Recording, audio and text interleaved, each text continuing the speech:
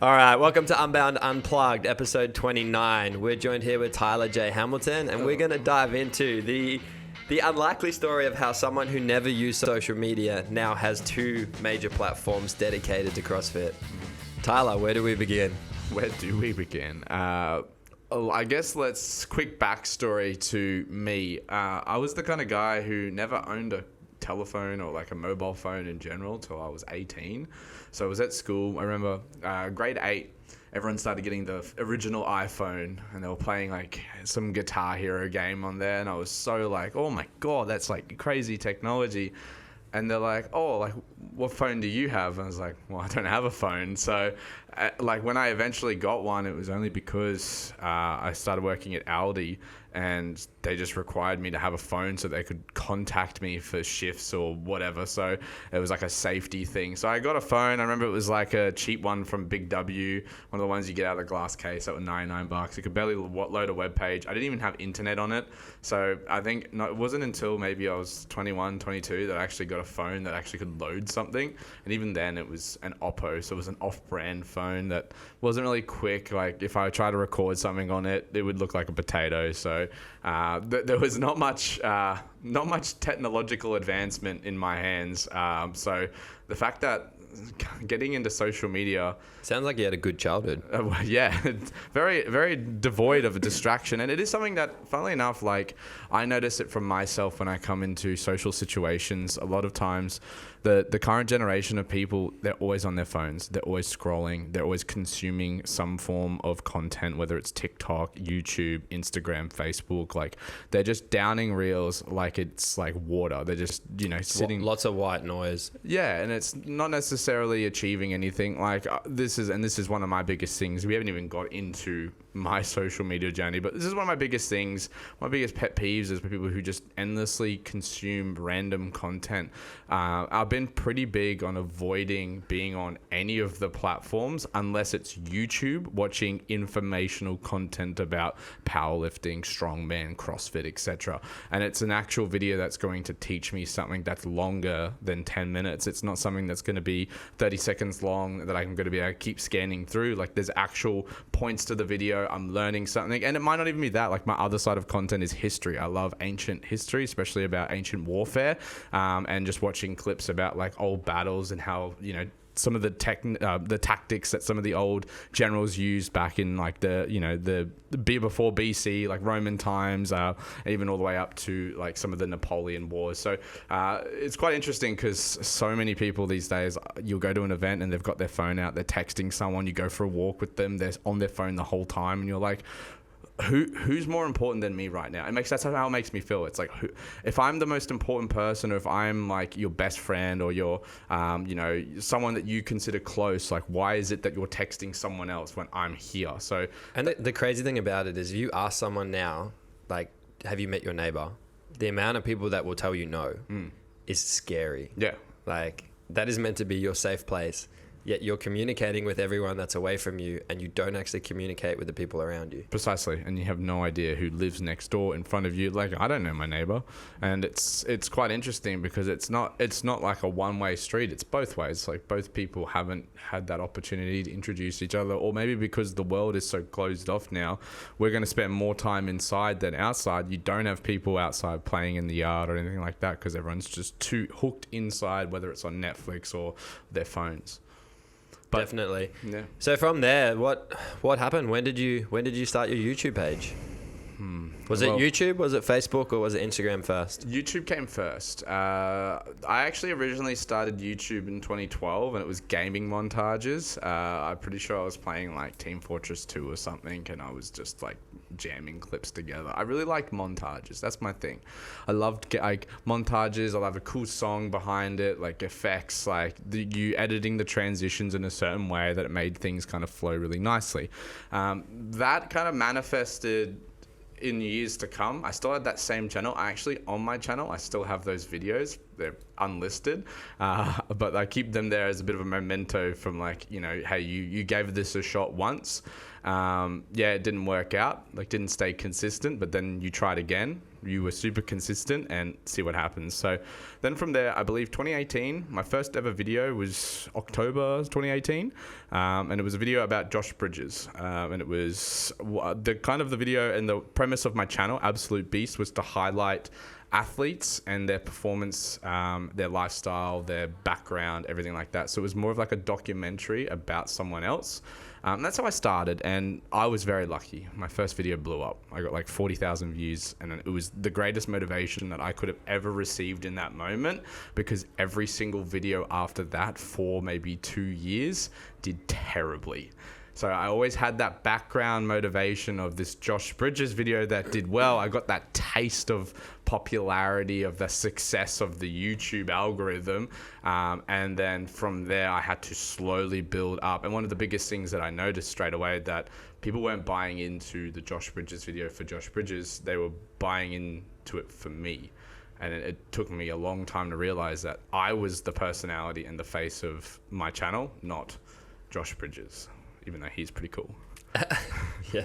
Who's shorter? Well, definitely him. So you got him. You got him. I got something. That's interesting. And then what followed? So in terms of YouTube back then, before you could kind of monetize, what was it still 1,000 subscribers? Yeah, it was 1,000 subscribers and 4,000 hours of watch time. Now, luckily for me, the watch time normally isn't hard to get. The No. followers is hard to get. How long did it take you? 3.5 years it took me to get 1,000 subscribers. So that's 3.5 years of posting, I think, 1 to 2 YouTube videos weekly for 3.5 years. So interesting fact, most businesses take 3 years to turn a profit. There you go. Well, So time invested. did not turn a profit, that's for sure. You're investing a lot of time for free, and it pays off in the long run. Yeah, and look, at the end of the day, it's one of those things where it was like, it wasn't the money that was motivating me. It was purely the number. Just like when we look at training, you know, you've got like, if I want to get like a 200 kilo back squat, like it's a pretty significant number, especially for most guys. To hit a 200 kilo back squat, it's a massive milestone. For me, that YouTube milestone of 1,000 subscribers was the equivalent. It was like, if I get this, it opens up so much more opportunity on YouTube. And once you hit that amount, it's not the monetization that gives you the boost. It's the fact that YouTube starts recommending you more because you're monetized. And what principles and habits did you use to get there? So for example, did you set yourself a goal of 2 videos per week? Did you go 4 videos per month? What did it look like? I tried a lot of things over the years, like, and this was the hard thing, and it's the thing that I learned really easily, was like, you know, there's no, like, the amount of time and effort I put into creating the idea, manifesting the content, creating the script, recording the video, getting all the cuts and edits, and then spent editing, there needed to be an intrinsic motivation behind it. It could not be an extrinsic motivation. It can't be like a factor that I haven't received yet or I'm going to receive. It had to be something in the moment, because so many of the ideas that I created, so many of the videos that I made just ended up going nowhere. Like they became nothing. The financial motivators are normally the worst. Yeah. So you look at people that make money, they don't go into it with the intent of making money, because a lot of time it's a side effect of what they do. They just really double down and pay a lot of attention to detail. So like you're talking about with the videos, you took a lot more time, you invested, you critiqued yourself a lot more, you invested a lot more energy and effort into planning and execution. Yeah. And then the consequence of that was you got to those 1,000 followers. Yeah, and then it was also like the other side of things. Like I'd never used video editing software, never touched a camera. Lucky I had Jess for a lot of the camera stuff, because it is very hard to film yourself and do things at the same time.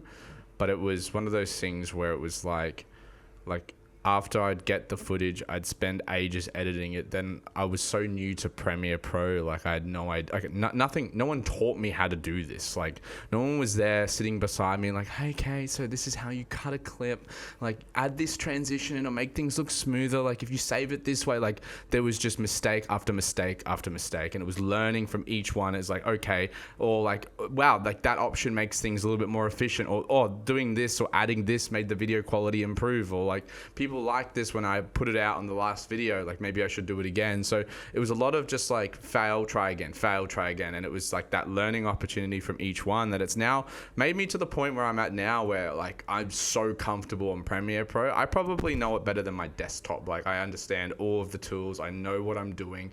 And then I've got, like you said, like that visualization of picturing what I'm making. Like I've pictured what I'm like, how I want a video to come out before I've created it. And whether it does or not doesn't really matter. It's the fact that I've got that visualization of what the end goal should look like. Yeah, one of the biggest tips they say is you always want to visualize or start with the end in mind, and then you work back from there. And that's visualization. Yeah, and it's like that was pretty hard, like as far as like getting to that point, and just the constant like not only like not having videos that did well, but like having people then comment negative comments too. People slander you, like they take it more personal. They pay you out for anything, and it's being okay with being a public figure and being open to scrutiny from people you don't know about things that you can't control. Like some of the comments, one of my favorite comments of all time was someone like, "This guy has the shittest mustache I've ever seen." It was a crack up of a comment, because it was like, what do you want me to do about that? Like, okay, thanks, bro. Like, it's an interesting one, because you think about it like it's just a word. Yeah. As where the words actually have very little meaning. The meaning is behind the tone and the body language. So 90% of something's meaning is from body language and tone. Yeah. And social media removes that. Yes, yet we give it so much power. Yeah, it's like you literally could read it any way you want. It's just how you take it. And I didn't take offense, and I still don't, to anyone who comments on my stuff. And a lot of people get agitated that they see someone's commented such and such on my thing. They're like, "Oh, aren't you mad about that?" Or, "Oh, like, what are you going to say back to that?" I'm like, nothing. There's a trick that someone said to try. I'm pretty sure it might have been on Joe Rogan's podcast, but he was saying, just message back and be like, "Hey, how are you?" And 9 times out of 10, that person was just having a bad day, and they'll be like, "Oh shit, sorry, I shouldn't have been so aggressive." Yeah, well, I was just sitting in traffic annoyed. Yeah, it had nothing to do with your mustache. Exactly, and it has like a lot of people out there will just like, they'll just say things because they feel comfortable, they feel from a position of power, and their opinion is powerful to them. So they'll say stuff about your work, your content, whatever you've created, without actually getting any context. And sometimes it might be right. Some of the harshest comments I've ever received has been criticism that I've taken into future videos, and that I've moved on, like, your audio quality is shit. It's like, oh, like, that's something that I can control, something I can change. Like, they've influenced me by commenting some awareness around maybe potentially I need to improve audio, or like someone said, I need to get closer to the mic when it comes to the podcast. Now I'm always close to the mic, because now I'm always thinking about that. Like, I've got to be close to the mic. I want them to hear me. I want the quality to be high. So it's like that thought process, and it's just a constant like learning curve of creating, adapting, and then trying to improve. Can you hear laughing in the background? I can. It's picking up the girls downstairs. It sounds a bit crazy. It sounds a bit scary. Something's going down. Something funny that we're not in. We can hear it through It the sounds headset. like a horror movie through our thing. It's like, it's We creepy. better find out what the conversation was about. Sounds good. And then Facebook and Facebook and Instagram. Sorry. So Instagram's generally the main one that you focused on recently. It was YouTube. Last year's kind of been Instagram. Have you found that? Instagram's been a big challenge. YouTube was really easy, because YouTube, the more consistent you are, the more the YouTube algorithm recommends you to people. As soon as I stopped being consistent, when I joined the military, I obviously dropped off for a very long period of time. I didn't have a camera. I couldn't film myself. There was a lot of impacts that were in my way. Like, yeah, there's a lot of things I could have done. I just chose not to, because my life in the current scenario was too stressful that I could justify myself to start creating content again. I wanted to, but I just didn't have the mental energy to be able to put that into that content, which is, in my own opinion, was probably one of the worst decisions I made, because I really wish I did put that time in. But then, like, there is parts of my channel that you'll see towards the end of 2021 where I start picking it up again. Just small videos here, small videos there. Like, I try and pick it up a little bit. It's inconsistent, but it's consistently inconsistent. And it's my ability to keep trying no matter what, like not worrying about how many views I'm getting now on the videos, and then just trying to keep posting, be consistent, and still grow the channel. When it comes to Instagram, it doesn't work that way. You post one good video, it does really well. Wow, everyone's watching it. Likes, shares, follows, everything's coming your way. The next video does not care about the last video. The algorithm is like, we judge this video by this video itself. Yeah, and a lot of the time, the business model for these social media companies is giving you instant gratification because it knows that then you'll start to do more. So if you think about it, like if I was to start up a social media company, all right, and you joined and I gave you 400 people, what are you going to do? You're going to go tell your friends, hey, shit, I got 400 people on this platform overnight. Then they join, they get 400 people. So it's a business strategy that they use to give you that instant gratification, but you still have to work hard. No, exactly. It's not going to be like that forever. Exactly. And eventually it gets to a point where some of your posts just get nothing. You put the exact same amount of effort. If you're not like, as I've done more and more posts, I've improved with my production, the ability to create like certain tips and certain videos that have gained more traction and got more into more people's faces on their phones. But it's like, the one thing it keeps doubling back to is there's always going to be a period of time where you're just not going to do well. And that's what I call like a social media emotional drop. And it's like when you've done really well, you're peaking like, oh my God, like, 30,000, 40,000 views, 50,000 views. And then the next video, it's like 2,000 views. And you're like, what happened? Like you feel shit. You're like, oh, like, but that video was really good. Like I was really looking forward to that video to come out. Like for whatever reason, the algorithm changed, or, it just didn't recommend, or not many people clicked on the video, not many people watched it. Like whatever the situation is, it just didn't get the response that you were expecting. Then the next video comes out and it's bad as well. The video after that comes out, it's bad.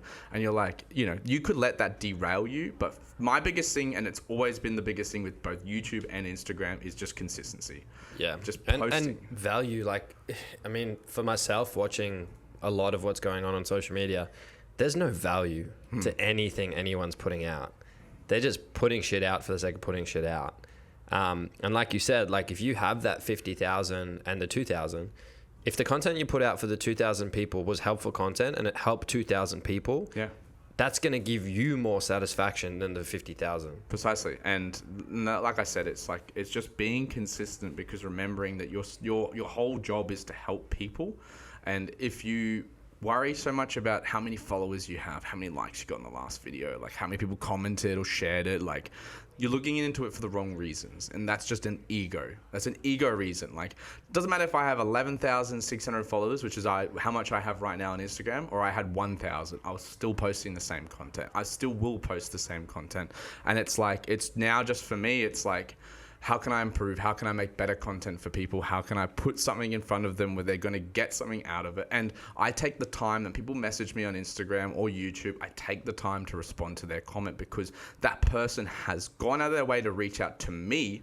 Whatever reason went through their head to be like, oh, I'm going to message him. They took that chance knowing well that I might not respond to them. And sometimes it takes me 2 or 3 days to find their comment. Like it's in some back end, like, hidden message on Instagram that doesn't show up on my feed, but I still have a look through these comments. And if they're genuine comments, I will message back to them. And some of these people are super grateful. They'll send me some technique videos of their muscle up and be like, hey, what am I doing wrong? Like, how can I help? Like, and I don't have all the answers. Like sometimes I'm not there in person, so it's hard to gauge, but I'm just like, hey, this is what I would do in that situation. See if it works for you. And most of the time it does. Like it's simple trial and error, and that's the beauty of it. There's plenty of ways to skin the cat. Precisely. All right, well, that pretty much wraps it up. In terms of one thing that I think would be pretty cool, a book recommendation. Do you have a book recommendation for the listeners? Oh man, I got so many. Not relevant to. Oh, Jess is putting up 3, so let's do 3. All right. Not a Diet Book by James Smith. Not because of the book, but because of him. He's been a big influence in a lot of my content. So I've really enjoyed. He helps people filter the noise. So the great thing about his books is he just gives you the power to now make the decisions and understand what content's going to help you. Yeah, precisely. And not only that, but he's very genuine with how he puts things out. He doesn't beat around the bush. He's not bullshitting. Like he's got enough money, and he says that he's got enough money that he's fine. Like he will give you the advice the time of day. So I like all of his books, that and Not a Life Coach, but that's I'm not using Not a Life Coach, which is one of my 3 books. It's just the diet book because that was one of the first I read of his. And also just a heads up, if you're someone who struggles with the over-sexualized society, just try to look past that when you read his books. Yeah, 100%. Why We Sleep by Matthew Walker. So I've done a nutrition book. Now this is a sleep book. This quite possibly has had the biggest impact in my life when it comes to my training and my ability as an athlete, because understanding literally how important sleep is and how impactful not getting at least 7 hours of quality sleep is, you'll be astounded. Like what the main thing that came from the book that I had no idea about is that if they had a percentage and rounded it to a nearest number of the amount of people who could survive on quality with 6 hours or less of sleep, so their daily tasks, their mind, their process, their thought process, the way the body moves, like if it was optimized and like performing at 100%, the amount of people who could do that off less than 6 hours sleep is 0. So what that pretty much says is that no one out there can survive off less than 7 hours. People are like, oh, I feel fine. You feel fine because your body adapts to the amount of sleep you're getting. If you had more sleep, you would feel better. That's literally it. Your homeostasis just changes.